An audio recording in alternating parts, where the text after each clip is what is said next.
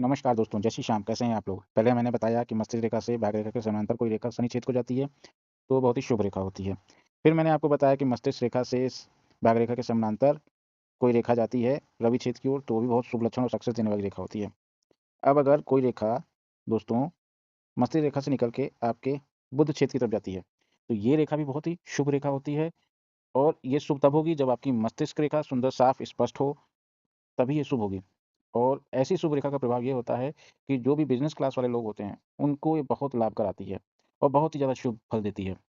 ऐसी शुभ रेखा जो मस्तिष्क रेखा से निकलती है और बुध क्षेत्र की तरफ जाती है, इसका प्रभाव से क्या होता है कि जो भी इंसान के हाथ में ऐसी रेखा होती है, उसे बहुत ही अधिक मात्रा में पैसे मिलते हैं।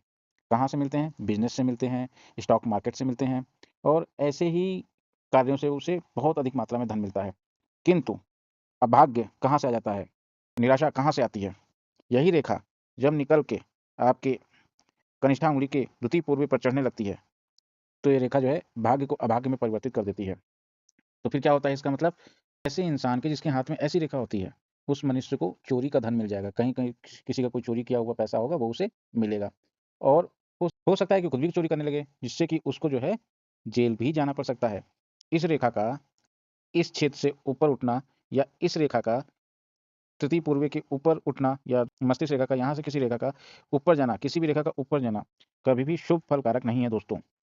और ये हमेशा अशुभ परिणाम देता है रेखा का उँगलियों के ऊपर चढ़ना। जिस व्यक्ति के हाथ में इस प्रकार की रेखा होती है, उसका जेल जाना निश्चित है। मस्तिष्क रेखा से निकलने वाली रेखाओं का शुभ फल तभी तक रहता है, जब तक कि वो आपके हथेली पे रहें।